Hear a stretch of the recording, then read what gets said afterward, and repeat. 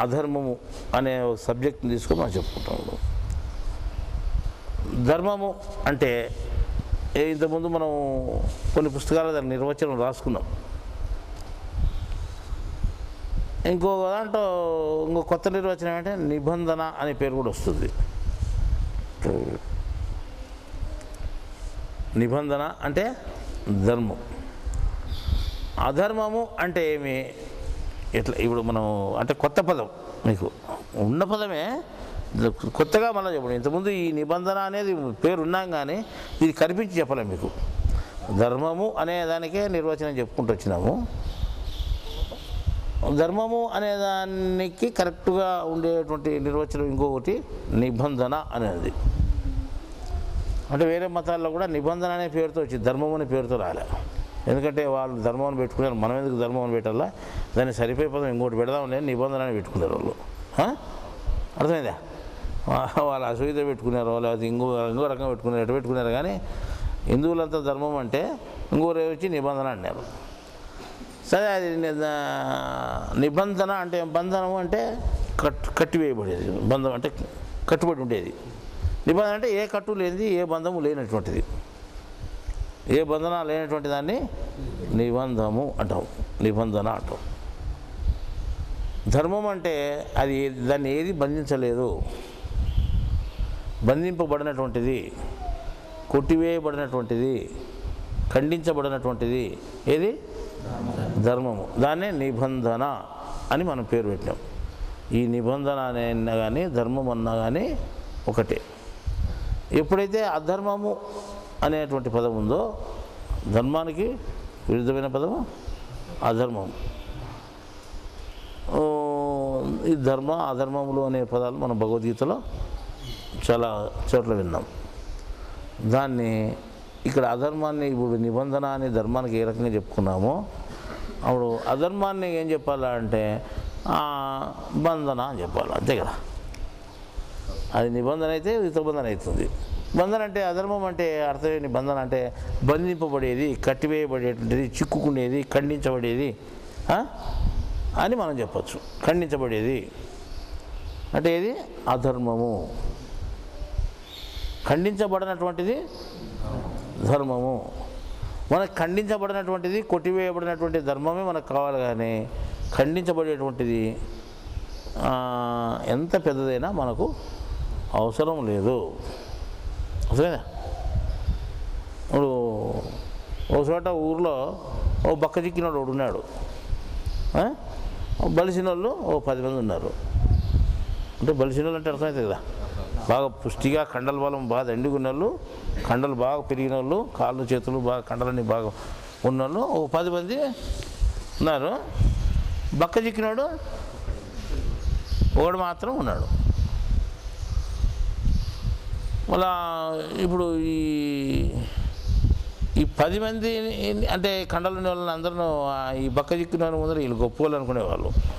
అంటే వాళ్ళ ముందర వీడు బక్క చిక్కినోడు అంటే చిన్నగా కనిపిస్తుంటాడు కదా, పలసాగా కనిపిస్తుంటారు. వాళ్ళు ఎవరు లెక్క పెట్టుకునేవాళ్ళు కాదు.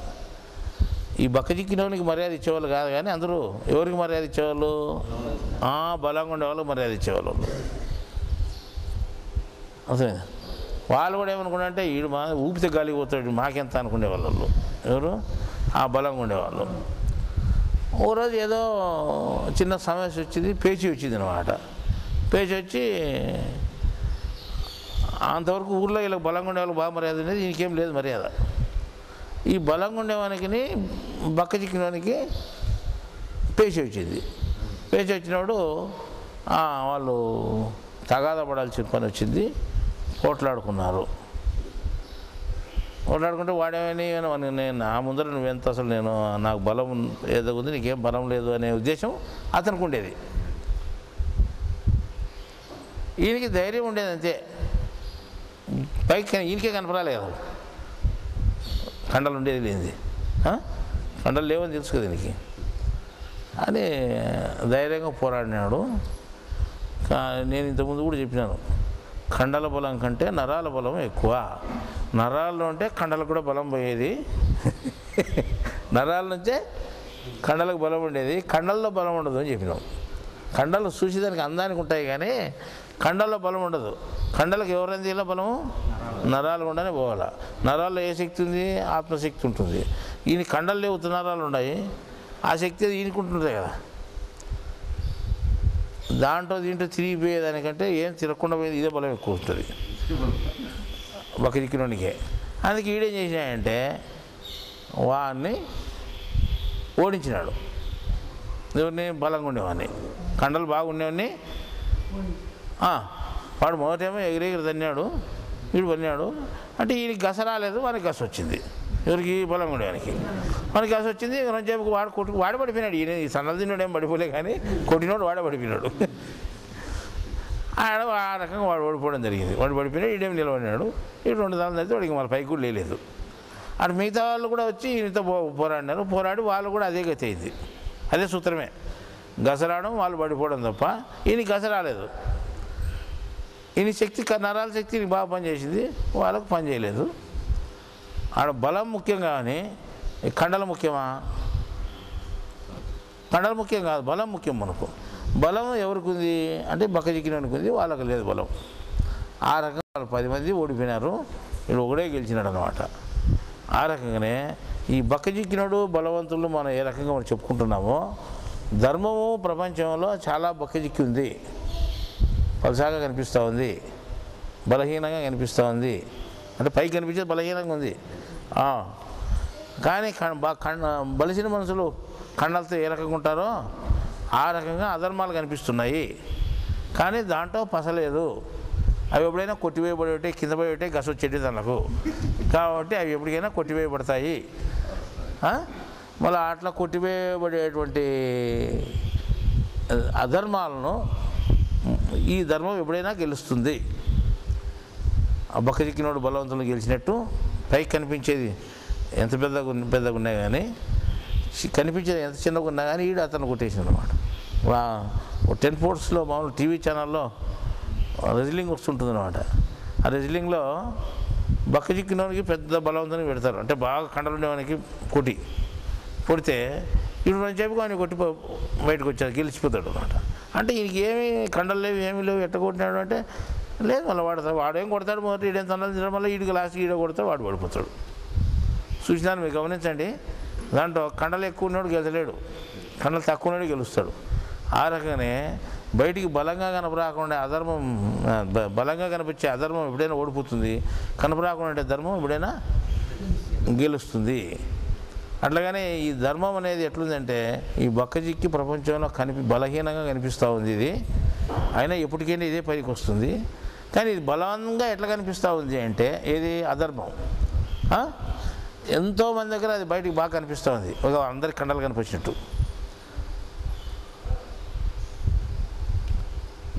చిన్న ఉదాహరణ చెప్తాను. మనం టీవీ, అది మా టీవీనే ఏదో టీవీ ఛానల్ ఓపెన్ చేసి చూస్తాను అన్నమాట. ఉదయం పూట ఎప్పుడన్నా అంటే చూస్తుంటే దాంట్లో ఓ స్వామీజీ, అంటే నామాలు విభూతి పెట్టుకునే స్వామి కాదు, నామాలు పెట్టుకునే స్వామీజీ అని చెప్తున్నాడు జ్ఞానం. అంటే జ్ఞానం వినాల్సింది, ఎవరు చెప్పినా వినాల్సిందే. కానీ ఆయన ఏం చెప్తాడంటే ఆత్మ శరీరం అంతా ఉంటుంది అని చాలామంది అనుకుంటుంటారు, కానీ శరీరం అంతా ఉండదు. అది కొంత మాత్రం, శరీరంలో కొంత మాత్రం ఉంటుంది అని చెప్తున్నాడు. అంటే ఇదేం సబ్జెక్టు బాగుంది, ఆత్మను గురించి ఎవరు చెప్పడం లేదు, అసలు ఆత్మను గురించి చెప్తున్నాడు ఈయన. ఆత్మ శరీరం అంతా ఉన్నది అని చాలామంది అంటూ ఉంటారు. అంటే మనమే అంటున్నాం, చాలామంది ఏమి, మనం కూడా దాంట్లో ఒకరము. ఆత్మ శరీరం అంతా ఉంది అని చెప్పే దాంట్లో మనం ఒక మనిషి, మనం వ్యక్తులు. మళ్ళీ ఆయన మనం చెప్పిన అంటాడు, మళ్ళీ ఆయన లేదు సపరేట్గా ఒకసాటే ఉంది అంటున్నాడు. ఆత్మ శరీరం అంతా వెడల్పోయేది, పెద్దగా ఇది ఏమి ఉండదు, అది మార్పు చెంది ఉండదు, అది ఎప్పటికీ ఒకటే రకంగా ఉంటుంది అని చెప్తున్నాడు. మళ్ళా ఒకవేళ ఈ శరీరం విడిచిపెట్టి పోయిందనుకో, చనిపోయినప్పుడు నువ్వు శరీరంలో ఉండేది మనిషి శరీరంలో బుధంలో ఎటు దొరుకుతుంది, పెద్దది పట్టదు కదా దాంట్లో. మరి ఆడిపోయి సన్నది అవుతుందా? ఆ సన్నగా అయ్యేది పెద్దగా అయ్యేది అది ఎప్పటికి ఉండదు, ఒకటే చిరస్థాయిగా ఉంటుంది. కాబట్టి జీవుడు ఎప్పుడు పోయినా కానీ ఇంకో శరీరంలోకి దొరుకునేప్పుడు ఆ శరీరంలో సరిపోయేంతే ఉంటాడు. కాబట్టి అన్ని శరీరాల కంటే చిన్నగా ఉంటాడు. అది ఏ శరీరంలో అయినా పోయి దూరినా దాంట్లోనే అట్లే ఉంటాడు, చిన్నగానే ఉంటాడు అని చెప్పాడు. ఇవాళకేమో ఆత్మనే, ఆత్మ శరీరం అంతటా ఉండదనే, మళ్ళీ మాటల్లో జీవుడు శరీరం విడిచిపెట్టినప్పుడు ఒక చేరుకుంటాడు దాంట్లో, శరీరం అంతా ఎప్పటికి ఉండడు అని మన. అంటే ఇప్పుడు జీవుని చెప్తున్నాడా ఆత్మను గురించి చెప్తున్నాడా? ఆయన లెక్కలో జీవుడు ఆత్మ ఇద్దరు ఒకటే, మన లెక్కలో వేరు. సో ఎట్టుందో అంత పెద్ద స్వామీజీ చెప్తే ఒక 10 నిమిషాలు చెప్పిన తర్వాత ఇంకా డివైడ్ చేసి చెప్పుకునే, అంటే అది వేరు ఇది వేరు అనుకుంటాడు. మన ఆత్మ వేరు జీవాత్మ వేరు అని మనం అనుకున్నాం. ఆయన ఆత్మే జీవాత్మనే ఆత్మ అనుకొని మళ్ళీ లాస్ట్కి మళ్ళా జీవుడు అనే పేరు పెట్టి చెప్పినాడు. జీవుడు అనే పేరు పెట్టాల్సి అంటే ఆత్మనే కదా, ఆత్మనే పేరుతో కొనసాగించవచ్చు కదా. మళ్ళీ జీవుడు అనే పేరు పెట్టాల్సి పని చెప్పాల్సి పని ఏమొచ్చింది అంటే, ఒకసారి జీవుడు అంటారు, ఒకసారి ఆత్మ అంటారు. కానీ జీవాత్మనే ఆత్మ అంటారు, ఆత్మనే జీవాత్మ అంటారు. రెండింటిని కలిపి ఒకటేగా లెక్కేస్తారు. చెప్పేవాడు ఏదైనా కానీ నిర్దిష్టమైన పేరు పెట్టి దానికి ఇది ఫలాంది గుర్తింపు పెట్టి చెప్పడం లేదు. వినేవాడు కన్ఫ్యూజ్ అయిపోతూ ఉంటాడు. ఇవాళ దాకా ఆత్మనే, ఇప్పుడు నేను జీవాత్మ అనుకోవాలా, మళ్ళీ ఈ జీవాత్మ ఆత్మనా రెండు వేరా లేదా రెండు కలిసి ఒకటేనా అనే అనుమానాలు వస్తాయి. ఆ అనుమానాలు తెచ్చేదానికి జవాబు ఎక్కడుంది ఇక్కడ? అదంతా విన్నాక మనకే 2 అనుమానాలు వస్తాయి. మనకు తెలుసు కాబట్టి ఒకటి కొట్టేసుకొని ఒకటి కనిపించుకున్నాం. తెలియకపోయిన వాళ్ళు ఏం చేస్తారు? రెండు ఒకటే అని కొంతమంది అంటే, లేదు వేరు వేరు అని కొంతమంది. సమస్య వస్తుంది వాళ్ళకు, సందిగ్ధంలో పడిపోతారు, అర్థం కాని సమస్య అయిపోతుంది. ఈ రకంగా జ్ఞానం తెలియని విధానం అయిపోతుంది. అప్పుడు ఇది కొట్టివేయబడుతుంది. మనం కొట్టేసుకునేం కదా అది తప్పని. జీవుడు అనేవాడు ఒకటే దాంట్లో ఒకటే రకంగా ఉంటాడు, ఎప్పటికీ మాడు. ఏ శరీరంలోకి పోయినా అంతే ఉంటాడు, దాంట్లో పట్టి అంతే ఉంటాడు. కానీ ఆత్మ అనేది అది ఎంత వెడల్పైనా అవుతుంది, ఎంత చిన్నగైనా అవుతుంది. అర్థమైందా? మనిషి పుట్టినప్పుడు శరీరంలోకి ప్రవేశించి శరీరం ఎంత ఉందో అంత వెడల్పోతుంది. ఆ రోజు చిన్న శరీరమే ఆ శరీరం తగినంత, శరీరం తగినంత అవుతుంది. శరీరం పెరిగింది, అది కూడా పెరిగింది.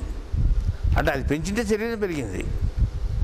చనిపోయేటప్పుడు మొత్తం ముడుచుకొని బ్రహ్మాండంలోకి వెళ్ళిపోతేనే అది పోయేది. కాలచక్రమ చక్రాలు అయిపోయినాయి, మధ్యలో నిలిచిపోతేనే ఈ చక్రాలతో సహా లేచిపోయేది, చక్రాలు కూడా పెరుక్కొని. లోపల ఉండే విధానం ఇంత విధానం ఉంటే అది తెలియనప్పుడు మనం ఏమనుకుంటామంటే, అప్పుడు ఆత్మను అసలు వేరువేరుగా చూసుకోకుండా ఎవరెవరో అని అర్థం కాకుండా ఓసారి జీవాత్మ అంటాం, ఓసారి ఆత్మ అంటాం, ఓసారి పరమాత్మ అంటాం.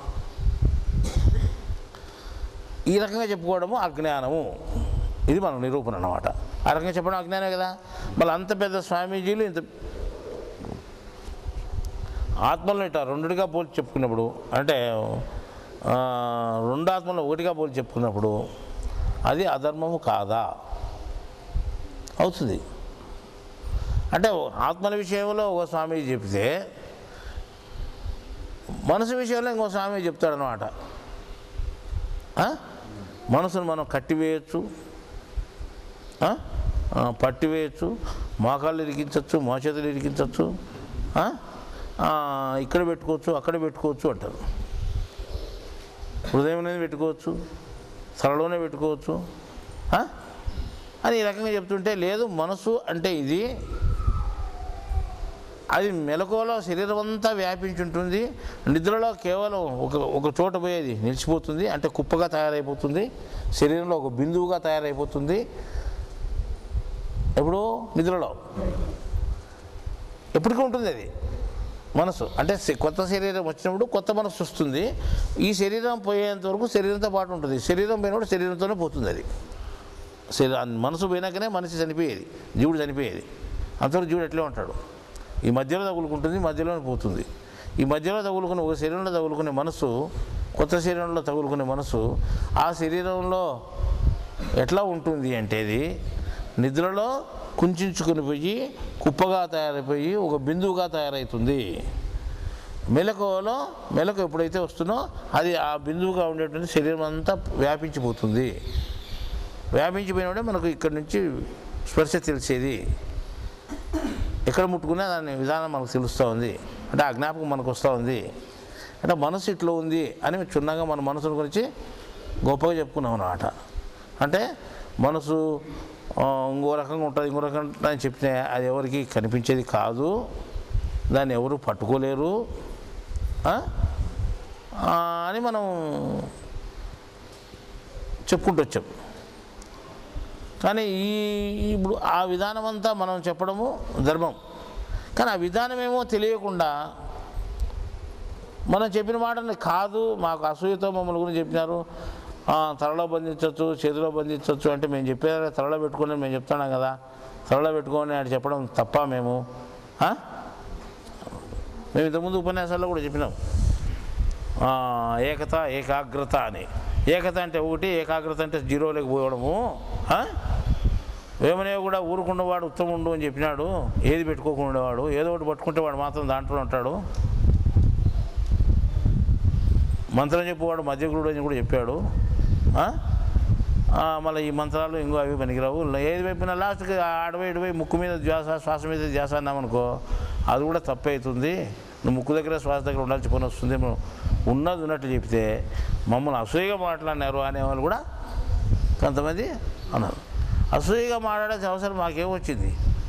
మనిషి జ్ఞానం తెలుసుకోవాలా, ఉన్నత స్థానానికి పోవాలా, దేవుడిని తెలుసుకోవాలని మనం చెప్తున్నాం. కానీ ఆ నీ ఇష్ట ప్రకారం ప్రవర్తిస్తుంటే ఇది తప్పు అని చెప్తే, పెద్దలుగా ఉన్నవాళ్ళు తప్పు అని చెప్తే మాకు విరుద్ధంగా చెప్పినాడు, మా మగానికి మసిపూసినట్టు చెప్పినాడు, మా మకాన పేడ చల్లినట్టు చెప్పినాడు అంటే నువ్వు తప్పు పని చేస్తున్నావు నీకు అర్థమవుతుంది. అట్లా దొంగ అంటే నేను దొంగతనం చేస్తాను అనుకున్నాను. దొంగ అంటే ఎట్ట అనుకునేవు అంటే ఇంకా దొంగతనం చేస్తాను దొంగ అంటున్నాము. ఎట్ట అనుకునేది ఏముంది? నాకు అవమానం చేసినట్టు మాట్లాడినారు అంటే అవమానం చేసినట్టు మాట్లాడేది ఏముంది? ఇది మంచిది చెడ్డది చెప్తాను. నువ్వు మంచిదంటే పో, చెడ్డదంటే ఎందుకు ఉండాలి నువ్వు?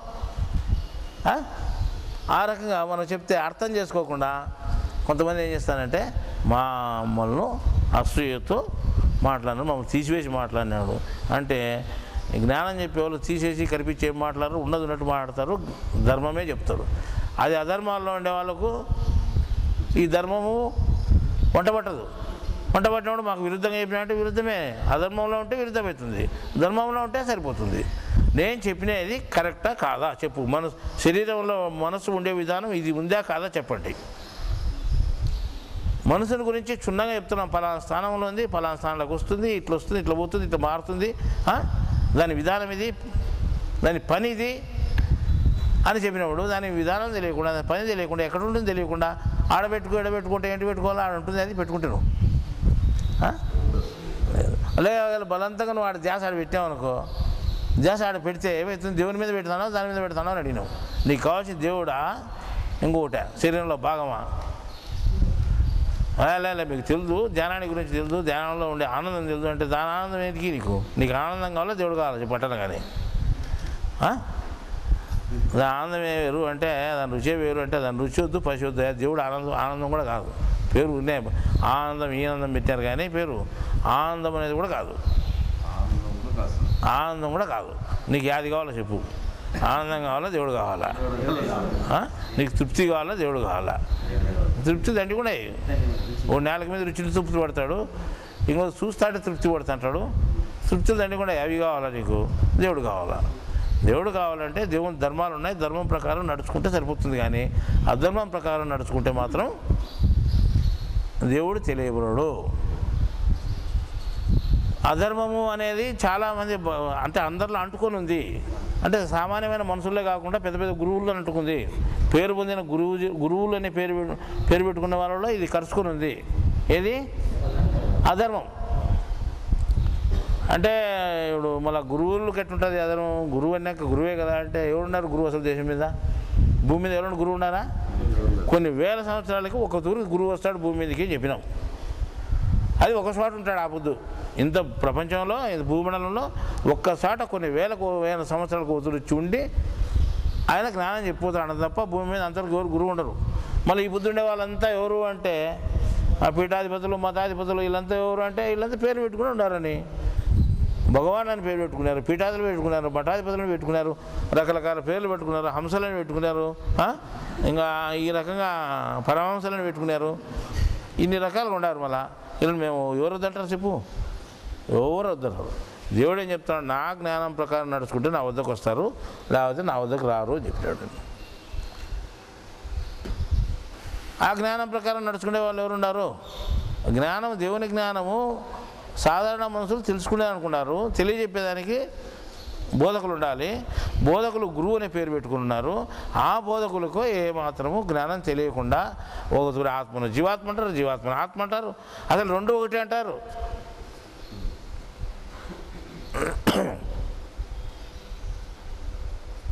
మనసు బుద్ధి చిత్తం అన్నీ ఒకటే అంటున్నారు.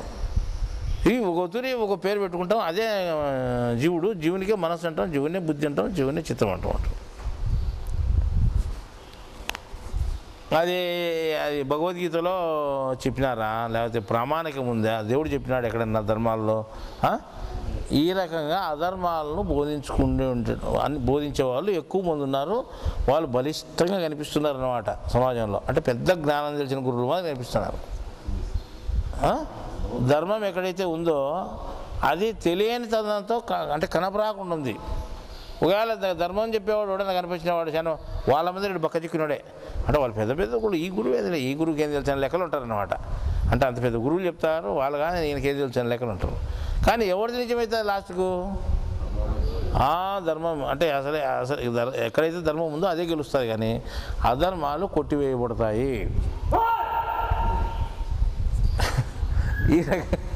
ఈ రకంగా అధర్మాలు అనేటి లెక్కేసుకుంటే దేశంలో ఈరోజు పెద్ద పెద్ద గురువుల్లో ఇవిడి అవి బయటికి చెప్పబడుతున్నాయి. మన ధర్మము అధర్మము అని అనుకుంటే ఈ ధర్మం ఎక్కడ చెప్పినా కానీ అధర్మం ముందర చిన్నగా కనిపిస్తూ ఉంది. లాస్ట్కు నిలబడేది ఇదేను. ఎందుకంటే ఈరోజు ఒక్క త్రైత సిద్ధాంత భగవద్గీత చదివిన తర్వాత చాలామంది దేశంలో అంటే భగవద్గీతల్లో బాగా ఆరితేరినటువంటి వాళ్ళు, భగవద్గీతలో గొప్ప జ్ఞానం మేము తెలుసుకున్నాము అనుకునేటువంటి వాళ్ళు ఒక్క త్రైత సిద్ధాంత భగవద్గీత చదివిన తర్వాత ఇంతకుముందు తాము చదివిన భగవద్గీతలంతా భగవద్గీతలు కాదు, ఇందులోది జ్ఞానం కాదు అని వాళ్ళే చెప్పి బయట పెడుతున్నారు. మాకు తెలియకుండానే వాళ్ళు చెప్పి వాళ్ళే బయట ప్రచారం చేస్తున్నారు. ఈ త్రైత సిద్ధాంత భగవద్గీత చదివితే చాలు, అదే నిజమైన జ్ఞానము, మిగతా భగవద్గీతలో చెప్పినది జ్ఞానం కాదు. చాలా చోట్ల విజయనగరము, శ్రీకాకుళం జిల్లాలో, ఈ జిల్లాలో కూడా చాలామంది చెప్తున్నారు. ఇప్పుడు మాకు వార్తలు వస్తున్నాయి కదా, ఏమని అన్నిటికంటే బాగా వివరంగా చెప్పినది, గొప్పగా చెప్పినది ఈ గీతా మకరందం అనుకుంటుమి. దాంట్లోనే చాలా జవాబులు ఉన్నాయి, చాలా జ్ఞానం ఉంది అనుకుంటుమి. కానీ దాన్ని క్రాస్ చేసింది, దాంట్లో కూడా తెలియనితనం చాలా ఉంది అని చెప్పబడినది. ఈ త్రైత సిద్ధాంత భగవద్గీత చదివితే అర్థమవుతుంది. మేమే చెప్తున్నాం దాంట్లో ఏది లేదని అని ఆ భగవద్గీతలు పక్కన పెట్టి దీన్ని గొప్పగా చెప్పుకుంటున్నారు ఈరోజు. అంటే వాళ్ళు మనల్ని చూడలేదు, చేయలేదు, కానీ పుస్తకం చూస్తూనే వాళ్ళంత అంటే జ్ఞానాన్ని గుర్తించి ఇది గొప్పది, ఇది తక్కువది అంటే అది గసొచ్చి పడిపోయింది, ఇది గస రాకుండా నిలబడింది అని అర్థం. అంటే ఈ పొద్దు ప్రచారంలో ఉన్నటువంటి స్వామీజీల ముందర ఈ పొద్దు మనం ఏ ప్రచారం లేనటువంటి వాళ్ళని మనం నిలబడినాము, వాళ్ళ మనసులో హృదయాల్లో వాళ్ళు కొట్టివేయబడినారు అంటే ఇప్పుడు భగవద్గీత చదివినటువంటి వాళ్ళు, విశ్లేషకులు, దాన్ని అర్థం చేసుకునేటువంటి వాళ్ళల్లో మనం ఏ ప్రచారం లేనటువంటి వ్యక్తులు మనకు గొప్పగా కనిపించి ఇన్ని రోజులుగా ప్రచారంలో ఉన్నటువంటి స్వామీజీలు కొట్టివేయబడినారంటే అప్పటికేమి బలాఢ్యులంతా కింద పడిపోయినారు, బలహీనుడు పైకి వచ్చినాడు అని లెక్క. అంటే ధర్మము గెలిచింది, అధర్మాలు కొట్టివేయబడుతున్నాయి అని. అంటే ఎప్పుడైనా కొట్టివేయబడేది రూల్, అది అర్థమైందా? బంధము అంటే అధర్మం అని బంధం అంటాం, ధర్మాన్ని నిబంధం అంటాం. కాబట్టి కొట్టిపోయేవాడేటివి, బంధింపబడేటివి. మన క్వశ్చన్ వచ్చా బంధింపబడతాయి అనమాట. మనం పుస్తకం చదివిన తర్వాత దీంట్లో క్వశ్చన్ పుడుతుంది, వీళ్ళు ప్రశ్నిస్తారు, ప్రశ్నిస్తే దాంట్లో జవాబు ఉండదు, అప్పుడు అది నిలిచిపోతాయి అనమాట. ఆ రకంగా ప్రజల్లో చొచ్చుకొని పోయి, అంటే మనసులోకి చొచ్చుకొని పోయి జ్ఞానం అనేది బయటకు వచ్చిన తర్వాత అప్పుడు అంటే గురువు అని పేర్లు పెట్టుకునేటువంటి వాళ్ళు ఎవరైనా చెప్పినా కానీ అసలు గురువు అనే పేరు కనిపించుకునే నువ్వు గురువు కాదంటారు వీళ్ళు, నువ్వు బోధకునివే అని చెప్తున్నారు. ఇది నిజమైన గురువు ఎప్పుడో కొన్ని సంవత్సరాలకు వచ్చేది. అసలు గురువును కనుక్కోవడమే కష్టము, ఆయన రావడమే కష్టము. ఒకవేళ వచ్చినా కనపరాకుండా ఉంటాడు. మీరు చెప్పుకోవడం ఏంది అసలు దిక్కు తెలియకుండా. భగవంతుడు భూమి మీదకి వస్తే అసలు కనపరాడు, ఎవరికి తెలియబడాడు. అట్లా తెలుసుకుంటే మోక్షమే అని చెప్పినాడు ఆయన కృష్ణుడు. కానీ ఎట్లా ఆ రోజు ఆ కాలంలో భీష్ముడు తెలుసుకున్నాడు, కానీ ఆయనకు ఆ రకంగా ఈజీగా మోక్షం వచ్చింది. భగవద్గీత చెప్పినా అర్థం కాలేదు అర్జునుడికి, కాబట్టి ఈయనకు రాలేనట్టే లేక. మళ్ళా ఈరోజు భగవాన్ అని పేర్లు పెట్టుకునే వాళ్ళంతా మళ్ళీ వీళ్ళు భగవంతులా?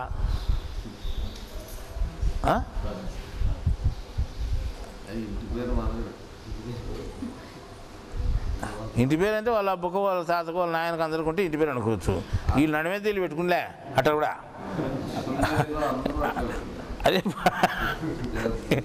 వీళ్ళు భగవాన్ భగవాన్ పెట్టుకుంటూ పోతే అవుతారా భగవాన్లు?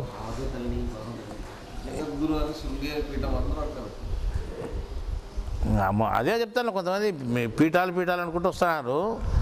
అదే చట్టం ప్రకారం వచ్చేది ఏమన్నా ఊరికోరు పుట్టుకుంటూ వచ్చేది వరుసగా ఏమన్నా? అట్లా కాదు కదా. అంటే ధర్మము అనేటువంటిది ఎప్పుడు ఎక్కడ ఉంటుందో ఎవరికి తెలియదు. అధర్మాలు మాత్రం విస్తరించి ఉంటాయి. కానీ ధర్మం అనేది ఒక్కచోట పుట్టిన చుట్టూ దాన్ని అణిచేస్తుంది. అధర్మాలన్నింటినీ అణిచేస్తుంది ధర్మం. అందువల్ల ఇప్పుడు త్రైత సిద్ధాంత భగవద్గీత ఎక్కడైతే పోయిందో ఆ మిగతా భగవద్గీతలను మూసిపెట్టేస్తున్నారు. ఎవరికైనా అడిగితే చదువుకుంటాను తీసుకోపో మాకు వద్దుపోయి అంటాడు. అంటే ఆ భగవద్గీతలు బయటకు దానం చేసేస్తున్నారు. చాలు ఇది ఒక్క భగవద్గీత చాలు మాకు. అన్నీ చదివినా చాలా భగవద్గీత చదివినా అన్నీ వేస్టే. అసలు ఏమో అనుకోండి అది ఇది గొప్ప, దాంట్లో దొరుకుతా దీంట్లో ఉంది అనుకోండి, దానికంటే అన్నిటికంటే ఇది గొప్ప అనుకోండి. కానీ అన్నీ పోయినాయి మొత్తం దీని ముందర అని చెప్పాడు. ఇది అర్థమైనట్టు ఎక్కడ అర్థం కాలేదు. ఇది బాగా అందరికీ దగ్గరగా అర్థమవుతుంది, అసలైన జ్ఞానం తెలుస్తుంది అని ఇప్పుడు చెప్పుకున్నప్పుడు వాళ్ళకు ధర్మం అర్థమైంది, ధర్మం తెలిసింది. ఇంతకుముందు ఏదైతే ధర్మం అనుకోండి అధర్మాలు పెట్టుకున్నారు కొట్టివేయబడినాయి. కొట్టివేయంటే నిబంధనే కదా, బంధమే కదా, అధర్మమే కదా అవి. ఆ రకంగా నిబంధన ఏదైతే ఉందో అంటే ధర్మం ఏదైతే ఉందో అది కొట్టివేయబడకుండా ఉంటుంది. అధర్మం ఎక్కడైతే ఉందో అది కొట్టివేయబడుతుంది. అంటే ఇప్పుడు మనం అంత దేశమంతా అధర్మాలు ఉన్నాయి. అంటే దేశమంతా అంటే ప్రజల్లో కాకుండా స్వామీజీల్లో, పెద్ద పెద్ద స్వామీజీల్లో ఒక స్వామీజీ 1,00,000 మందికి అధిపతిగా ఉన్నాడు. 1,00,000 మంది ఆయన చెప్పినట్టు వింటారు. ఆయన అభిమానులు 1,00,000 మంది ఉన్నారు. అంతే కదా. ఆయన చెప్పే జ్ఞానం అని బాగా ఏది చెప్పినా గొప్ప జ్ఞానం వింటున్నారు. కానీ మనం ఏం చేస్తామంటే ఇది జ్ఞానము, ఇది ధర్మం ప్రకారం ఇది కొట్టివేయబడుతుంది, ఇది నిలబడుతుంది, ఇది ధర్మము, ఇది అధర్మం అని చెప్తున్నాం. ఈ ధర్మం అధర్మం చెప్పినప్పుడు వాళ్ళ పెద్ద ప్రచారం అధర్మాలు చేసినప్పుడు మనం ధర్మం చెప్పినప్పుడు దానికి ఇది పోటీకి పోతుంది కదా. ధర్మం అధర్మాన్ని విమర్శిస్తుంది. నువ్వు ధర్మం కాదు అని నేను ధర్మాన్ని అని చెబుతుంది. అంతే కదా తెలియాలంటే. అప్పుడు ఏమవుతాయంటే అధర్మాలు ఏవైతే ఉన్నాయో అధర్మాలు ఎవరైతే ఆచరిస్తున్నారో వాళ్ళందరికీ అంటే ఆ స్వామీజీకే కోపం వస్తుంది. అంటే నేను చెప్పిన జ్ఞానాన్ని అధర్మం అంటావా అని. అంతే కదా. నువ్వు చెప్పిన జ్ఞానమో ఇంకోటి చెప్పిన జ్ఞానమో భగవద్గీత ప్రకారం ఇదంతా అధర్మము, ఇదంతా అధర్మము, ఇదంతా అధర్మము, భగవద్గీతలో చెప్పింది ఇది మాత్రం ధర్మం అంటున్నాం. అప్పుడు వాళ్ళు నడుచుకుంటే ప్రవర్తన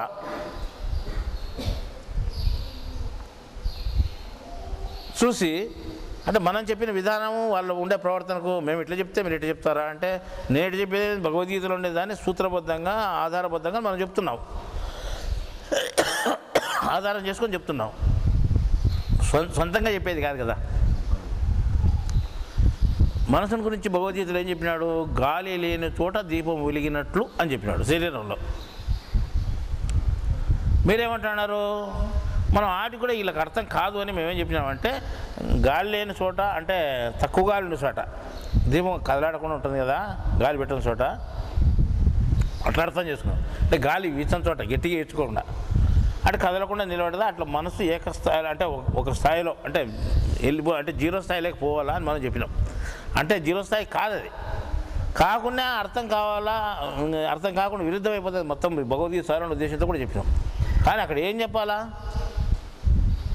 గాలి లేని చోట దీపం వెలుగుతుందా? ఆరిపోతుంది. గాలి లేని చోట దీపం ఆరిపోతుంది. దీపమే ఉండకూడదు అంటే ఏ తలంపు నీకు ఉండకూడదు ప్రపంచం లెవెల్లో. అంటే మనసు పోతుందే కంప్లీట్గా అంటే మనసు పోదు, మనోధ్యాసను ఏ దాని మీద లేకుండా చేసుకోవాలి, కంప్లీట్గా లేకుండా చేయాలి.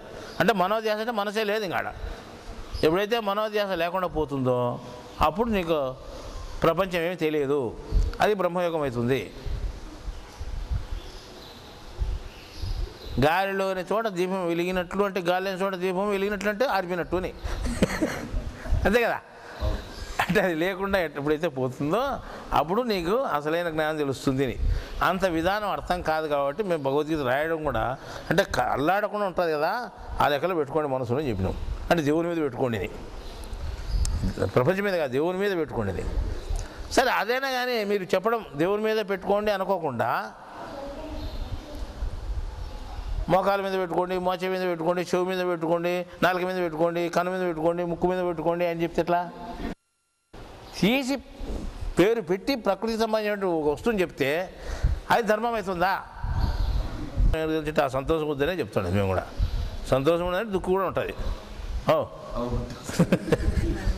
రుచి ఉందంటే ఇంకొకరు కారం కూడా ఉంటుంది. వ్యాధి లేకుంటే బాగుంటుంది కదా అని మేము చెప్తే, అంటే సూత్రబద్ధంగా మేము చెప్తే మీరు దాన్ని అర్థం చేసుకోకుండా అడ్డా తిడ్డం మాట్లాడుతుంది. మనం మాట్లాడే మాట సమంజసమా కాదా, వాళ్ళు చెప్పేది సమంజసమా కాదా, అంటే మన మంచి కోసం చెప్తున్నారా లేదా మనం పెద్దరికానికి చెప్పుకుంటున్నారా? మీరు పెద్దరికానికి నా ఉండే మర్యాద పోతా దేశంలో అనే ఉద్దేశంతో మీరు ఉలికి పడుతున్నారు తప్ప ఇంకోటి ఏం లేదు. అంటే ఒక ప్రశ్న అడిగితే ఇంతమందికి విరుద్ధమైతే ఎట్లా? మా స్వామీజీ కోపం రాదా ఇట్లా చెప్తే? మా స్వామీజీ చెప్పిన దానికంటే మీ స్వామీజీ కోపం ఎందుకు వస్తుంది? దొంగ పని చేస్తే చూడదు, ఎప్పుడైనా సన్నలు తింటాడు, చెప్పేట్లు తింటాడు అని చెప్తాం అనుకో. చెప్పేట్లు తింటే అట్లా చెప్తాడు అనుకునేవు అంటే నీకు దొంగతనం చేస్తాడు కాబట్టి నన్ను అంటాడని నీకు కోపం. దొంగతనం చేయడం అని రాజు మాదిరి కూర్చోబెట్టి ఎవడైనా పూజిస్తాడు అని చెప్తాను. చిల్లర పనులు చేయొద్దండి, చిల్లర పనులు చేస్తే తంతారు అని చెప్తే మమ్మ తంతారనేరే అంటే ఇంకా తంతారనేరంటే ఎవడు చేస్తే చేస్తాడు అని తంతారన్నాము. నువ్వు ఆ పనులు ఇడిచిపెట్టుకునే చెప్తాడు. ఇది నేను చేసే దొంగతనమే, మళ్ళీ మమ్మల్ని తంతారంటే ఎట్టంటే తంతారని పబ్లిక్ చెప్తే ఎట్టంటే ఇంకా పబ్లిక్ చెప్పుకేమి నువ్వు పబ్లిక్ చెప్పినదే లేకపోతే జరిగేది అదే, అంతే కదా. అది మంచి పని కాదు అని కూడా దాన్ని వదిలిపెట్టాలి కదా. మంచి పని కాదని చెప్పినానంటే అవుతుంది. మా నాయకుడు దొంగల నాయకునికి కోపం వచ్చింది అంటే దొంగల నాయకుని కోపం నాయకుడు ఉంటే దొంగతనం చేసి మంచిది కాదు, జైలుకి ఎత్తారంటే మేము చేసేది అంత తప్పనే అంటే అంత తప్పనే. దానికి ఒక చట్టం ఉంది కదా, చట్టం శిక్షిస్తుంది అని చెప్పినప్పుడు ఎప్పుడైనా దొరకదప్పుడు శిక్షిస్తుంది అన్నప్పుడు దానికి మమ్మల్ని అట్టనేరు ఇట్టనేరు అంటే ఇంకా అట్టనేది ఉన్న చట్టం భగవద్గీతల ప్రకారం మేము చెప్తున్నాం. విరుద్ధం కాదా అంటే ఇప్పుడు 1,00,000 మందికి ఉపదేశం ఇచ్చిన స్వామీజీ చెప్పిన మాట అది ఉపదేశమే సరైనది కాదు అంటే మా కాదు మా స్వామి కోపం వస్తుంది అని ఒక ఆయన అంటాడు. మీకు కోపం వచ్చిన ఆయనలే ఉన్న విధానం మనం చెప్పినాము. 1,00,000 మందికి ఇచ్చినాడని ఎందుకు లేపని మనం చెప్పుకుండా మూసిపెట్టేదానికి అవుతుంది ధర్మాన్ని? లేదు 1,00,00,000 మందికి అధర్మం అంతా ప్రబలమైంది 1,00,00,000 మందిలో మనం చెప్తే ఎట్లని కృష్ణుడు అబద్ధం చెప్పకుండా ఇచ్చిపెట్టిపోయినాడా? ఇది ధర్మం ఇది అధర్మం అన్నాడు ఆయన, అంతే కదా. దేవుడే చెప్పినాడు ఆ రోజు, నేను వచ్చే దానికోసం అన్నాడు, చెప్పలే ఆయన. ఈ పొద్దు ఒకవేళ మనం దానికోసం రాకుండా మనం భూ కోసం నీళ్ళ కోసం భూముల కోసం ఇళ్ళ కోసం ఏదానికి వచ్చినాం, పిల్లవడతాం 14 వేసినాడు దానికోసమే, మేము దేవుని ధర్మాన్ని కోసం కాదు. ఒకవేళ కొంత సమయం కొంత కాలాన్ని దేవుని ధర్మం కోసం వినియోగించుకుంటే అది కూడా అట్లా చెప్పకూడదు ఇట్లా చెప్పాలంటే ఎవరికి అనుకూలంగా చెప్పాలా అంటే అధర్మాలకు అనుకూలంగా చెప్పాలి మనం. అది ఆ చట్టం ఒప్పుకోదు అనమాట. అధర్మాలకు అనుకూలంగా చెప్పినావు అనుకో నువ్వు కూడా దాంట్లో బాగా వస్తాడు, మనల్ని కూడా తీసుకుని జైలుకి ఎత్తాడు. నువ్వు దొంగతనం చేయకునే కానీ ఆ దొంగతనం చేసినాడు తీసుకొచ్చి సొమ్ము నువ్వు అంతే అన్న చూపించి అమ్మించినాం అనుకో మనం, లేదా మంచి పని చేస్తాడని సమర్థించినావు అనుకో నువ్వేం చేయదు. వాడిని ఇంట కూర్చొని భూ పెట్టుకొని నేను కూడా పట్టబోతారు. వాడిని కూర్చొని ఇంట పెట్టుకొని భూ పెడతాడు 2 నాళ్ళు, లేదు నువ్వు దాంట్లో బాగా వచ్చాను లేదంటే భూమి ఎందుకు పెడతావు అని నువ్వు అని నిన్ను కూడా పట్టపోయి జైలేస్తాను. మొదటనే ఖండిస్తే అది ఉండదు కదా. ఆ రకంగా అధర్మాలు అని చెప్తేనే మంచిది, కానీ ఎంతమందికో చెడ్డ అవుతుందని చెప్పకుండా పోతే అది అక్రమం అవుతుంది, అధర్మమే అవుతుంది, సరైన పద్ధతిగా దేవుని విధానంలో. అందుకే మాకు పూర్తి స్థాయిలో మనం ధర్మాలు చెప్పుకున్నా కానీ తెలిసిన స్థాయిలో మనం కొంత ధర్మాలు మనం చెప్పుకోవాలి. కాబట్టి మనకు చేతనైనంత ప్రతి మనిషి ధర్మాలనే ప్రచారం చేయాలి, జ్ఞానాన్నే ప్రచారం. ధర్మం అంటే జ్ఞానం, దేవుని జ్ఞానమే ధర్మం, దాన్ని ప్రచారం చేయాలి మనం. ఆ ఉద్దేశంతో మనం ఈరోజు చేస్తుంటే మిమ్మల్ని 10 మంది అంతా విరుద్ధం చెప్తున్నారంటే విరుద్ధము అనేది మనకు సంబంధం, ఎవరికి విరుద్ధం మనకు తెలుసు. ఎవరికి విరుద్ధంగా ఉంటే అధర్మపరులు ఎవరైతే ఉంటే వాళ్ళకి విరుద్ధంగా ఉంటుంది. దేశం ఉంటే అధర్మపరులు ఉంటారు, వాళ్ళకి విరుద్ధం అయితే మేము చెప్పుకోవడం అనుకునేందుకు అవుతుందా? కాదు. దేవుని సేవ చేయాలనుకున్నప్పుడు ధర్మాలు ఏవైతే ఉన్నాయో దేవుడు ఏం చెప్పినాడో అదే చెప్పాలి. మా సొంతంగా మేము చెప్పేది ఏం కాదు, భగవద్గీతలో ఉండేది మనం చెప్తున్నాం. అది చెప్తే మీకు ఇబ్బంది కాదా అంటే, ఇబ్బంది అంటే మనం పెట్టుకుంటున్నామా ఇబ్బందులు ఏమన్నా? దేవుడు ముందే నేను ఇట్లా పెట్టి ప్రపంచరీత్యా ఏముండాలో అవి పెట్టి ముందు పంపించినట్టు దాని ప్రకారం ఆడిస్తాడు. కాబట్టి మనం కర్తలము అనుకోకుండా వెనకలో కడుతున్నాడు, నేను ఒక బొమ్మనే వాడు ఆడిచ్చేవాడున్నాడు, వాడు ఆడిస్తాడులే నాకెందుకు రామాయణం అని ఊరుకుంటే సరిపోతుంది. అట్లా లేకుండా నేనే కడతాను అని అనుకోవడం పొరపాటు. అందువల్ల మనం ఏం చేయాలంటే, మనము మంచి పని చేయాలా, ధర్మాలను బోధించాలా అనే ఉద్దేశం మనకు ఉండాలి. కానీ మీకు ఉండాలా, మాకు ఉండాలా, అందరికీ ఉండాల్సిందే. కానీ అధర్మాల వైపు మనం పోకూడదు. నేను శాంతులు చెప్పినాను. అంటే ఈరోజు అంటే ఇప్పుడు 60 సంవత్సరాల వయసు, ఈరోజు 60 సంవత్సరాల వయసు కాకుండా 30 సంవత్సరాల వయసులో కూడా నేను ఇదే చెప్పాను అనమాట. పుట్టిన తర్వాత ఒకడు 5 సంవత్సరాలుగా చచ్చిపోతాడు పిల్లప్పుడే, 1 సంవత్సరానికి చచ్చిపోతాడు. ఒకడు 10 ఏళ్ళ చచ్చిపోతాడు, ఒకడు 20 ఏళ్ళ చచ్చిపోతాడు. అన్నీ అయిపోయి ఎంఎస్సీ డిగ్రీనో ఎంబీబీఎస్ డిగ్రీ తీసుకొచ్చి వచ్చేటప్పుడు ఇంటికి వచ్చేటప్పుడు చచ్చిపోతాడు. అంత అన్ని రోజులు లేనిపోతే తిప్పలు చదివి అన్నీ పాస్ అయ్యి కష్టపడి ఇంటికి వచ్చేటప్పుడు బుడొక్కని యాక్సిడెంట్ చచ్చిపోతాడు. చచ్చిపోవడం వాడు వాడు బతకల్లా విధం పైలు ఏమో చేసి వాడు చచ్చిపోతాడు కదా. మనం 30 ఏళ్ళు బతికినాం, మేము ఇంకా చచ్చిపోకుండా బతికినాం ఇంతవరకు, అది మేలు కదా మనకు. ఒకవేళ ఇప్పుడు తింటే చచ్చిపోయినా పర్వాలేదు అనుకున్నాం. ఎప్పుడొస్తా అది సాగు వచ్చినప్పుడు ఎవడు నిలబెట్టలేడు. మంచి చెడ్డదానికి చచ్చిపోయేదంటే మంచిదానికి చచ్చిపోయేది మేలు కదా. ఒక పార్టీ లీడర్ అయిపోయి వాళ్ళు కొట్లాడుకుంటే దాంట్లో పోయి రాయి తగిలి చచ్చిపోయిన వాళ్ళు లేరా? ఉండరు కదా.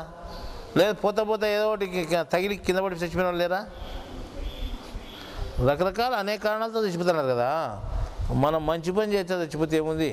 జ్ఞానాన్ని ప్రచారం చేసుకుంటా దేవుని వైపు మనం జ్ఞానాన్ని తెలిపి చెప్పుకుంటా 10 మందికి దేవుని పని చేసా చచ్చిపోతే మంచిదే కదా.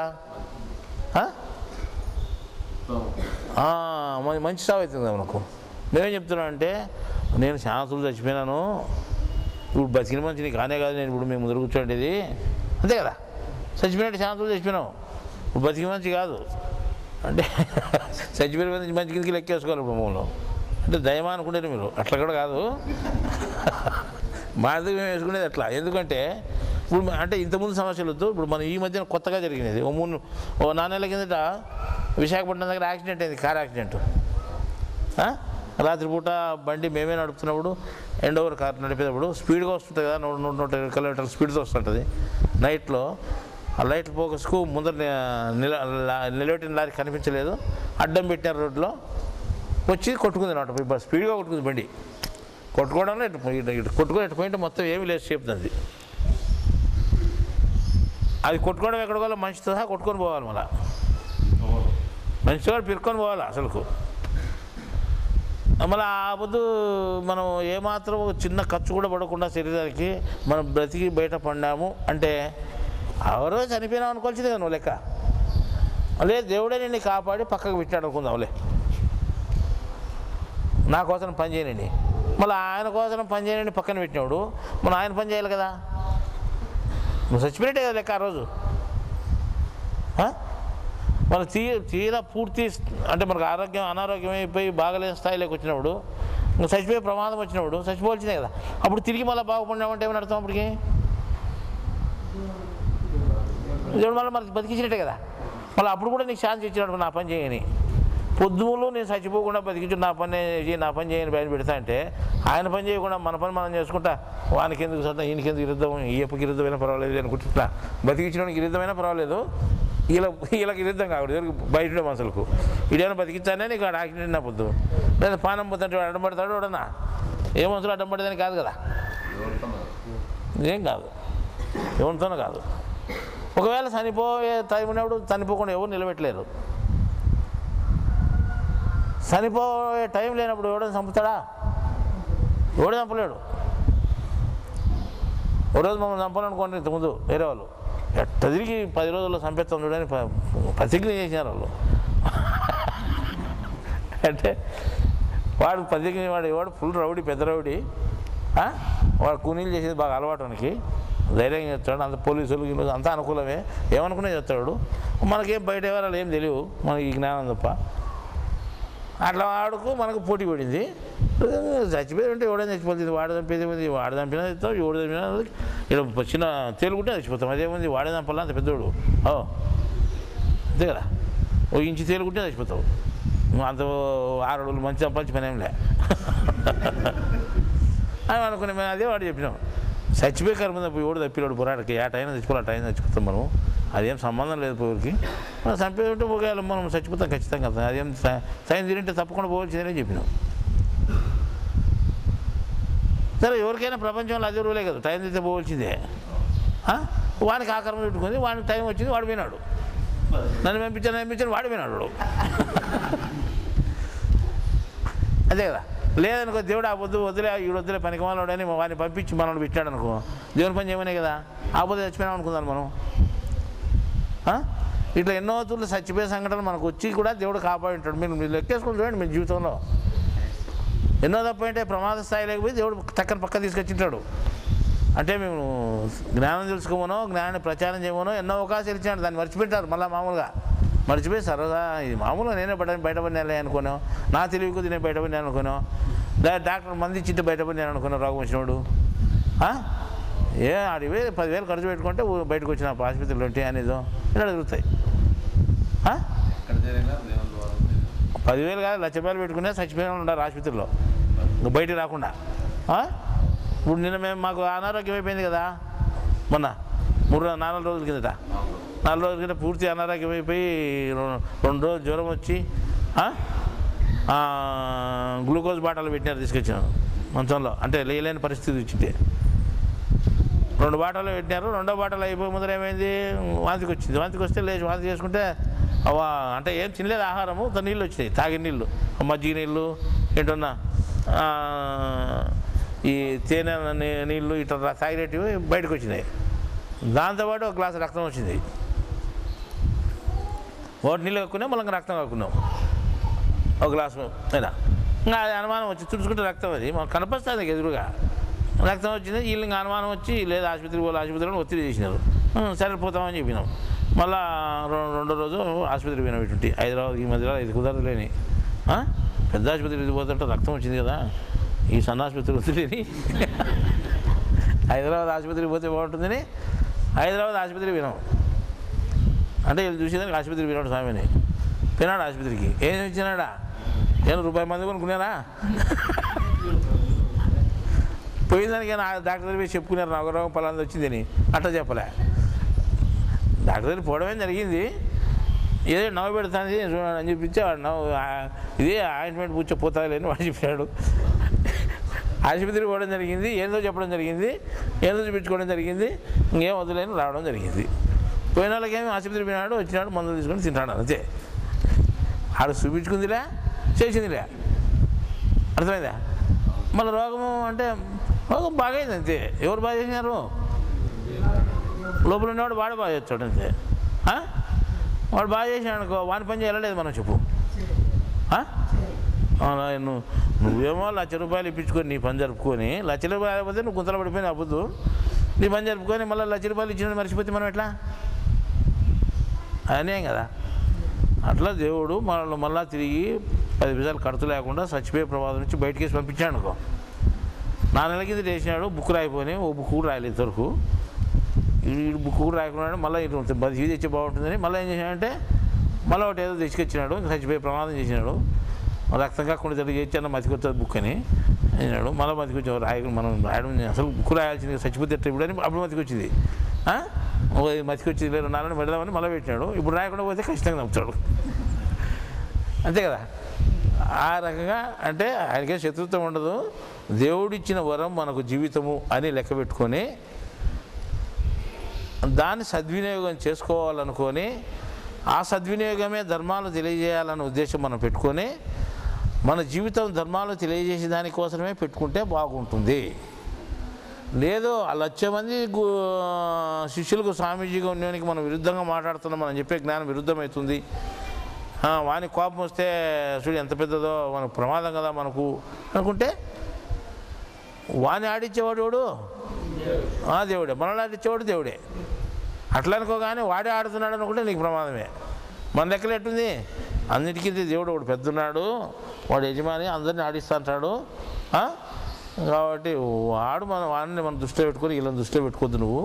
ఒకవేళ ఆయన దృష్టిలో పెట్టుకొని ఆయన ఈయనతో సంపించాడు ఈ స్వామీజీతో, అది మామూలుగా మనం ఇన్ని సంవత్సరాలు అయింది కదా మనకు, పొద్దుములు ఈయన ఉండదు ఇంకోసారి ఇవ్వు అని అర్థం.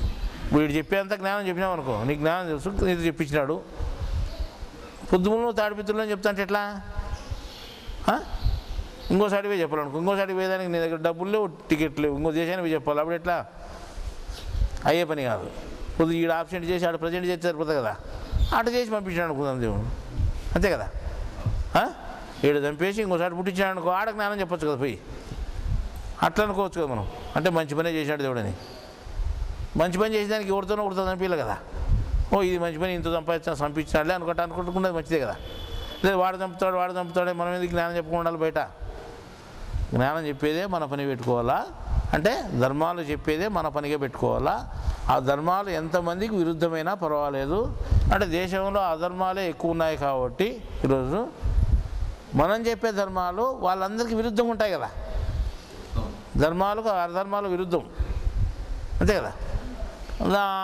బోధానికి ఒకటి విరుద్ధం కాబట్టి మనం చెప్పే ధర్మమైన మాట అధర్మపరులుగా ఉన్నటువంటి వాళ్ళందరికీ వ్యతిరేకంగా అనిపిస్తుంది కాబట్టి వాళ్ళు వ్యతిరేకతే వ్యక్తపరుస్తుంటారు.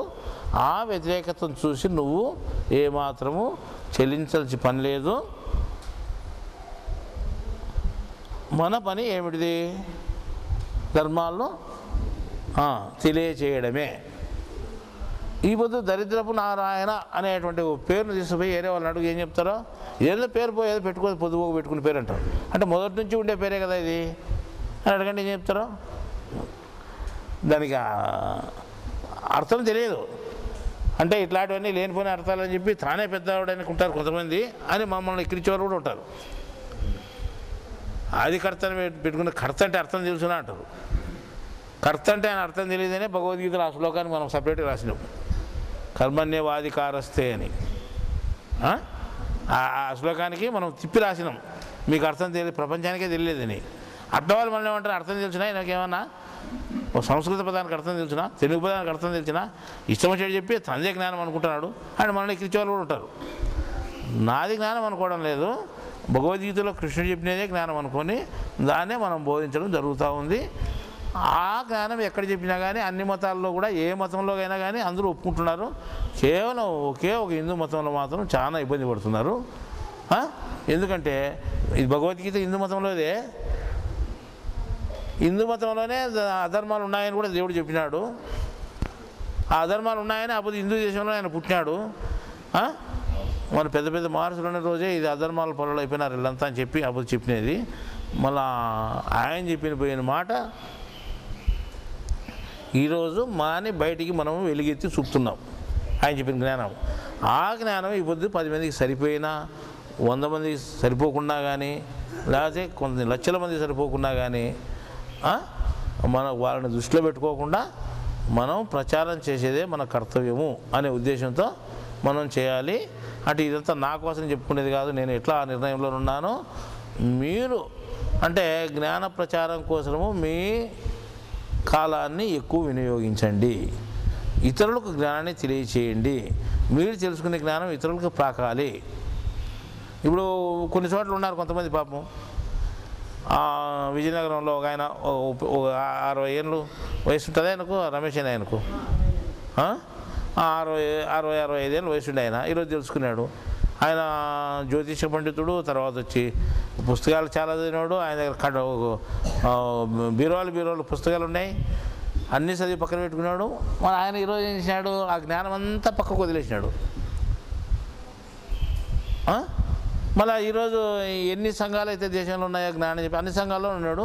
ఇప్పుడు ప్రస్తుతం లాస్ట్లో చివరిగా ఇడిచిపెట్టిండేది ఈ శ్వాస మీద ధ్యాస అనే దాన్ని ఇడిచిపెట్టి వచ్చినాడు ఆయన. ఇప్పుడు అంటే దాంట్లో కూడా ఉండి 4 సంవత్సరాలు, అది కూడా ఇప్పుడు దాంట్లో దీనికంటే మించింది అది కాదనే ఉద్దేశంతో ఆయన బయటకు వచ్చి ఇప్పుడు ఆయన ఉద్యోగం చేస్తూ ఈరోజు ఏం చేస్తున్నాడు, ఈ జ్ఞానం గొప్పది అని ఆయన ఇంటింటా ప్రచారం చేస్తున్నాడు. పోయి పాంప్లెట్లు కుట్టించుకొని సొంతం ఆయన డబ్బులు పెట్టి ఇంటింటికి పోయి డోర్ టు డోర్ పోయి ఈ పాంప్లెట్ ఇచ్చి ఇది కొత్తగా వచ్చిన జ్ఞానం భూమి మీదకి, ఈ త్రైత సిద్ధాంతం అనేది కొత్తగా వచ్చింది, ఇది నిజమైన దేవుని జ్ఞానము, అసలైన కృష్ణుడు చెప్పిన జ్ఞానం ఇది అని ఇంటింటికి ఈరోజు వాళ్ళు బయట చెప్పుకుంటున్నారంటే గొప్పదే కదా. రోజు మన ఫోన్ చేసి అడిగినారు దాని త్రైత శకము 31 పెట్టాలా 30 పెట్టాలా అంటే 30 కాదు 31 ఇప్పుడు పెట్టాల్సింది, అంటే 5031 పెట్టాలా 31 పెట్టాలంటే 5 లక్షల 5000 అంటే 5000కు సంబంధం లేదు. త్రైత శకము ప్రారంభమై 31 సంవత్సరమే కాబట్టి మీరు 31 పెట్టండి అని చెప్పినాం. వాళ్ళు త్రైత శకం 31 అని పెట్టుకొని పోయి ఈ 31 సంవత్సరం నుంచి ఈ జ్ఞానం ప్రచారం చేయబడుతూ ఉంది. అది ఇప్పుడు మన వరకు వచ్చింది, ఈ జ్ఞానం మీకు ఇట్లా తెలుసుకోండి అని ఇప్పుడు ఇంటింటికి పోయి ప్రచారం చేస్తున్నారు. టైం దొరికినప్పుడల్లా ఓ ఊరికి పోయి ప్రచారం చేస్తున్నారు. మరి ఇది మంచి పద్ధతే కదా. అంటే ఈ రకంగా వాళ్ళు జ్ఞానాన్ని ప్రచారం చేస్తున్నారు కాబట్టి మీరేం చేస్తున్నారు చూడండి, మిమ్మల్ని మీరు ప్రశ్నించుకోండి. ఎంతమంది జ్ఞానం ప్రచారం చేసినాం మనమని, ఎంతమందికి జ్ఞానాన్ని తెలియజేసినాం, ఎంతమందికి ఎక్కించినాం మన జ్ఞానాన్ని, ఎంతమంది దరిద్రులుగా మార్చినాము. సూర్యనారాయణ అనుకుంటాను నన్ను మాత్రం మార్చారని. అంటే బయట లెక్కాచారం వేసుకోకుండా మనం అంటే ఈ దేవుని జ్ఞానాన్ని వాళ్ళకి వంట పట్టేటట్టు చేయాలి, అది ముఖ్యమైన పని. లేదు మనం ప్రమాదంలో చనిపోయింది మనకు మన పనులు చేసేదానికి మనం చేసుకునేదానికి మనం ఉంటాంటివా లేదు కదా. అట్లా ప్రమాదాలు మనం ఎన్ని చెప్పినాయి మనకు. బస్ యాక్సిడెంట్లో ఎన్నో యాక్సిడెంట్లో నిన్నాను, మన ఆ రోజు మా కళ్ళ ముందర చనిపోయినారు కొంతమంది. మళ్ళా ఆ రోజు మనకెందుకు చావు రాలేదు అంటే మనం పని కోసం దేవుడు నిర్ణయించి పెట్టాడు అనుకోవాలి కదా. ఇట్లా వాళ్ళు చాలా ప్రమాదాల్లో ఉండి మనం తప్పైనామంటే కష్టం కదా. ఇప్పుడు కారు ప్రమాదంలో కారు అంతా డ్యామేజ్ అయిపోయినా మంచికి దెబ్బ తగలేదంటే అది విచిత్రమే కదా. నిన్న మీకు మన రాత్రి నేను 4 రోజుల కింద వామిటింగ్ అయినప్పుడు, రక్తం వామిటింగ్ అయినప్పుడు అయితే ఇంకా సినిమాలో చూపినట్టు చూపుతుంది ఇంక పెద్దగా. ఆ క్యాన్సర్ అయినా ఈ క్యాన్సర్ అయినా అంతే కదా. ఇంకా దాన్ని సపరేట్గా చాలా గొప్పి కూర్చోబెడుతుండండి. అట్లా లేకుండా మనం మామూలు ఉన్నామంటే ఏమని అర్థం అంటే దేవుడు మనం మామూలు కూర్చోబెట్టినాడు జ్ఞానం అంటే జ్ఞానం బయటికి తెలియజేయాలని. మళ్ళీ ఇట్లా అంటే మీకే కాదు మాకే కాదు మీకు కూడా లెక్కేసుకోండి, మీకు ఎన్ని ప్రమాదాలు తప్పినాయి లెక్కేసుకోండి మీ జీవితంలో. ఆ ప్రమాదంలో మనం చనిపోయింటే ఏమయ్యే వాళ్ళము. మళ్ళీ ఈ బదుటికైనా మనసు మార్చుకొని మనం ఉన్న విధానంగా ఉండకోకుండా ఈరోజు మన జ్ఞానానికి కోసము ప్రాకులాడాలి, జ్ఞానాన్ని బయటికి చెప్పాలి, ఇది మనకు ముఖ్యము. అందరూ పెళ్లి చేసుకునేట్టు చేసుకొని, అందరూ కాపురం చేసేట్టు చేసి, అందరూ పిల్లలు కనేట్టు కానీ, అందరూ బతికినట్టు కానీ, అందరూ చచ్చిపోతే ఏం ప్రయోజనం లేదు. మనం సపరేట్గా కొంత ప్రత్యేకత కావాలి మన జీవితంలో, కొంత తేడా రావాలి, కొంత ప్రత్యేకత రావాలి. ఆ ప్రత్యేకత రావాలంటే మనం ఏం చేయాలి, అందరూ నడుచుకున్నట్టు నడుచుకోకుండా కొంత తేడా, అన్నీ మొత్తం నడిచిపెట్టమని చెప్పలేను, అది ఉంటూ కొంత తేడాగా నడుచుకో, అందరూ నడిచినట్టు నడుచుకోకుండా. మేమంతా ఇంటికాడ పని చేసుకుంటాను చెడిపోతాను అంటే ఇంక చెడిపోయేది నాకు కూడా కావాల్సిందని చెప్పండి. మీరు అందరూ మామూలు సర్వసాధారణంగా పని చేసుకుంటున్నారు, నేను చేసుకుంటాను కానీ కొంత తేడా అంటే మీ మాదిరి చేసుకోను, నేను ఇంకా కొంత ఏరే పని కూడా చేస్తాను, దేవుని పని కూడా చేస్తాను అని అట్లా మనం చెప్పుకొని ఒకరి సమాధానం చెప్పి మనం చేసుకుంటాడు. అలా వాడేమో అంటాడో మనం భయపడకూడదు. ధర్మాల కోసమే ప్రాకులాడాల కానీ అధర్మాల కోసము ప్రాకులాడకూడదు. ఇప్పుడు చెప్పే సబ్జెక్ట్ అంతా ధర్మము అధర్మమే చెప్పుకుంటూ వస్తున్నాడు. ఏ ధర్మము ఏది అధర్మము అని చూసుకొని మళ్ళా ధర్మం ప్రకారమే నడుచుకోవడానికి ప్రయత్నం చేయాలి కానీ మళ్ళీ ధర్మంలే ఇది నా ధర్మం అని చెప్పి మళ్ళీ అధర్మం లేకపోతే ఎట్టుంటుంది, బాగుండదు. అది చెప్తానులే, అది కాయ అయినాక మళ్ళీ పండైంది అనుకో మళ్ళీ కాయ కాదంటది అది అని ఉత్తరి మీతో చెప్పుకున్నాం. కాయ పండని ఒక సబ్జెక్టు, ఊరగాయని బాగా పండైనవి మనం నిమ్మకాయలు వేస్తాం అనుకో, నిమ్మకాయలు పండైనాక ఊరగాయ వేస్తాం, పండైందని మళ్ళీ ఊరగాయ అంటాం. అంటే ఇంతకుముందు పండు కదా అది, నిమ్మ పండు అయినప్పుడు నిమ్మకాయ అంటాం, నిమ్మకాయ ఊరగాయ, నిమ్మపండు ఊరగాయ కాదు, నిమ్మకాయ ఊరగాయ, ఇంకా అది పండు కాదు. ఆ రకంగా మనం ఏం చేస్తామంటే 2 నాళ్ళు సన్యాసత్వము, రెండు నాలుగు సంసారత్వము, మళ్ళీ రెండు నాలుగు ఇంకోటి రెండు కానీ ఇట్లా లేకుండా మళ్ళీ సన్యాసం అంటే మనం గడ్డం పెంచుకొని పోయేదని కాదు, జ్ఞానం ప్రకారం నడుచుకోవడం. ఈ జ్ఞానం ప్రకారం నడుచుకునేది జీవితంలో ముఖ్యమైన సారాంశము అని తెలుసుకొని మన జీవితాన్ని అటువైపే ఓరియం. ఎప్పుడైతే ధర్మంగా నడుచుకుంటున్నామో అధర్మాలకు భయపడకూడదు. అధర్మాలు భయపెడతాయి. అవి నువ్వు బక్కచిక్కినగా కనిపిస్తావు, వాటి ముందర అవి బలమైనగా కనిపిస్తాయి, అయినా నువ్వు భయపడద్దు. నువ్వు గట్టిగా నిలబడితే అధర్మాలు ఆటోమేటిక్గా కింద పడిపోతాయి. పైల్వాన్లంతా కసొచ్చి పడిపోతానులే, ఆ రకంగా అవి పడిపోవడం తప్పనిసరిగా జరుగుతుంది. అందువల్లే మేము ఆ ధైర్యంతో ఉన్నాం కాబట్టి మేము ఇన్ని వ్యతిరేకత జ్ఞానాలు చెప్పుకుంటూ వచ్చినాం. మేము చెప్పే జ్ఞానం అంతా సంచలనాత్మకమే. ఎక్కడ జ్ఞానం చెప్పినా అది వ్యతిరేకంగా ఉంటుంది. అంటే ఎక్కడికి బయట స్వామీజీలకు వాళ్ళకు వీళ్ళకంతా వ్యతిరేకం ఉంటుంది. కానీ చెప్పేదంతా అసలైన జ్ఞానం. అంటే భగవద్గీతలో చెప్పిన జ్ఞానం చెప్తున్నాం. తూచా తప్పనిసరి జ్ఞానం. భగవద్గీత ఎవరికి కావాలా? వేదాలు కావాలా మాకు. వేదాలు నిజమైనటివి అంటే వేదాలు నిజంగానే భగవద్గీతలో చెప్పినారు. అంటే వేదాలు గుణాలతో కూడుకున్నటువంటివి, మాయతో కూడుకున్నటువంటి చెప్పినారన్నమాట. వేదాలన్నీ గొప్పగానే అది ప్రజలను ఎక్కించి ప్రజలను మభ్యపెట్టి చెప్పేవాళ్ళు చాలామంది ఉన్నారన్నమాట. వేద పాఠశాలలు పెట్టినారు, వేద పట్టణాలు పెట్టినారు. అవన్నీ పనికిరావని దేవుడు చెప్పినాడు. భగవద్గీతలో చాలా తూర్లు చెప్పినా మళ్ళీ దాన్ని ఎందుకు పెట్టినారు? మళ్ళీ వేద పాఠశాలలు ఎందుకు పెట్టినారు అంటే మన సంస్కృతి అంటారు. మన సంస్కృతి ఏమిటిది? సమ్ అంటే మంచిదిని, కృతి అంటే ఏమని అర్థం, సంస్కృతి అంటే ఏమని అర్థం? ఇవే వేదాలు చదవడం సంస్కృతి. అసలైన దేవుని జ్ఞానం తెలుసుకోవడం సంస్కృతి మంది, దాని ప్రకారం నడుచుకోవడం సంస్కృతి. పెళ్ళిళ్ళలో తలంబ్రాలు పోస్తే తలంబ్రాల ప్రకారం నడుచుకోవడం సంస్కృతి, తలంబ్రాలు పోయడం సంస్కృతి, తలంబ్రాల ప్రకారం నడుచుకోవడం సంస్కృతి. హిందూ సంస్కృతి ప్రకారం తాలిబొట్టు కట్టు, దాని ప్రకారం నడుచుకో. హిందూ సంస్కృతి ప్రకారం తలంబ్రాలు పోయి దాని ప్రకారం నడుచుకో. హిందూ సంస్కృతి ప్రకారమును బాసింగాలు కట్టుకో, కిరీటం పెట్టుకో, కత్తి పట్టుకో, అవన్నీ ఆ సంస్కృతి ప్రకారం నడుచుకో. అదంతా జ్ఞానం.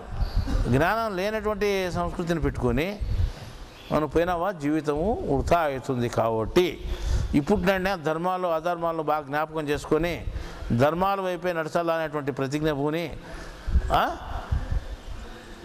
ఇంటికి పోయేది మంచిది. కానీ ఇది ఇన్నేం విని మామూలుగా మన చేనులో పని మనం చేసుకుందాం, మన పని మనం చేసుకుందాం, ఏడన్నా వస్తే లాభం తీసుకుందాం. అది కూడా ఏరే సాట్ అయితే బాగుండదు. సామి దగ్గరికి అయితే వేరే ఏదైనా డబ్బులు 10 రూపాయలు కావాలంటే ఇస్తాడు, ఆటికి పోతే లాభం వస్తుంది, పెడతాడు. ఆయన మన దగ్గరికి వచ్చే వాళ్ళు ఉన్నా కూడా జ్ఞానం కోసం లేకుండా దానికోసం వచ్చి ఉన్నది కూడా ఏం ప్రయోజనం లేదు. నేను ఎన్ని తూర్లు పనిచేసినాను, ఎన్ని చోట్ల పనిచేస్తాను, ఎంతకాలం పనిచేస్తాను దేవుని జ్ఞానం కోసము. దేవుని జ్ఞానం కోసం పనిచేయమని చెప్పింది స్వామి కూడా చెప్తాడు. ఇది నేను ఎక్కడ ప్రచారం చేసినా దేవుని జ్ఞానము అని మనం లెక్కేసుకొని మీరు ఇప్పుడు నుండి చేసేదానికి ప్రయత్నం చేయండి. ఈరోజు మీకు ఆ ప్రశ్నలకు జవాబులు చెప్పడం జరిగింది. చెప్పడమే కాకుండా ధర్మాలకే ఎక్కువ విలువ ఇచ్చి అధర్మాలకు ఎక్కువ విలువ ఇవ్వకుండా, అధర్మాలు ఎన్ని ఉన్నా దానికి భయపడుకోకుండా ధర్మం తెలిసిన ధర్మం ఒక్కటైనా కానీ నీ జీవితంలో బయటకు చెప్పేది నేర్చుకోండి. అది జీవితానికి సార్థకమైన పని. మనం జీవితంలో సార్థకమైన పనులు చేసేదానికోసము దేవుడు మనల్ని ఎన్నో తూర్ల ప్రమాదం నుంచి బయటపడేసినాడు, బతికించినాడు. అంటే మేము లెక్కేసుకుంటే అన్నీ కనపస్తలేదు మాకు. అట్లాగా మీరెందుకు మీరు లెక్కేసుకోండి. మీరు లెక్కేసుకోవచ్చు కదా. మేము ప్రతి క్షణం లెక్కేసుకుంటుంటాం. మా ఆయుష్ చాలా రోజులు లేదు, 3 రోజుల కంటే మించి లేదు అనుకుంటాం. 3-4 వరకు మేము పెట్టుకుంటాం, పొడిగించుకుంటాం. అదే ఎప్పుడైపోతుంది 3-4 కూడా అనుకుంటాం, మధ్యాహ్నం సందకట్టుకొని. అంటే తొందరగా బతకాల్లో జీవించాలనుకుంటాం. అంటే దేవుని జ్ఞానంలో అంటే దేవుని జ్ఞానం గురించి తొందరగా ప్రచారం చేయాలా, దాని గురించి చేయాలని ప్రాకులాడుతుంటాం. లేదు అనుకో నీ జీవితం వృతానే.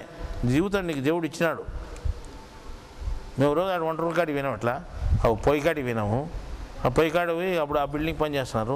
పైన ఒకటి పెద్ద రాడు ఒకటి పైప్ పెట్టినారు, 10 అడుగుల పైపు, 10 అడుగులది పైన పోటు పెట్టినారు. ఎట్లా నోడుకున్నాం, ఇట్లా అట్లా ఉంది, ఎట్లా నోడుకున్నాం, గోడ పక్కలో నోడుకున్నాం. అది పైనుంచి పడింది, పైనుంచి 3 అంతస్తుల నుంచి పైనుంచి వస్తూ ఉంది ఇట్లది నుంచి. అది ఇట్లా చూసి ఇట్లా అంటే అది బొక్కటి గోడ మీద పడింది, ఇట్లా అట్లా పడింది గోడ మీద. ఇటు మనిషి ఇట్లా ఉన్నాము, ఇటు గోడ ఉంది. అది తల మీద ఏంటి ఏమేది ఓ జాన లోపల పోయే చల్లది, లేదా అడ్డం పడినా పై పడేది కదా, చక్కగా పడకుండా కరెక్ట్ ఇట్లా పడి మన అటు కింద పడేది. అంటే అంత పక్కన, అది పక్కన అంత పక్కన కొలతేసుకున్నట్టు ఎందుకు పడింది అది? ఒకవేళ అది తగిలే ప్రమాదం ఉండింది అనుకో, దేవుడు తప్పించేటే కదా మనం, మరి అట్లా ఎందుకు అనుకోలే? అట్లా ప్రమాదాలు మీకెన్ని జరగలే? ఎన్ని తప్పులు లేదు చెప్పండి, ఎన్ని తప్పు ఉంటాయి కదా. మళ్ళీ ఇదంతా మనం ఎందుకు తప్పించాడు దేవుడు? మనం అంతా మనం బతికేదానికైనా మన దేవుడు ఇచ్చిన జీవితాన్ని మన దేవుని కోసం కొంతైనా ఉపయోగపెట్టాలి కదా.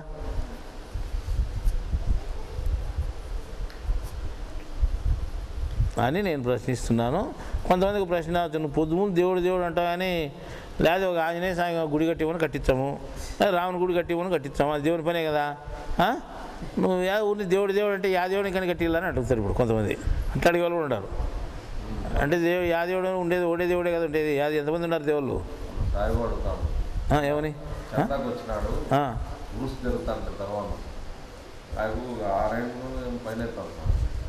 రెగ్యులర్ కస్టమర్ చందా నేను చందా ఇల్లని అడిగినాడు, దేవునికి అయితే ఇచ్చాను లేదా ఈయనని చెప్పాల్సింది. అదే చెప్తే ఏం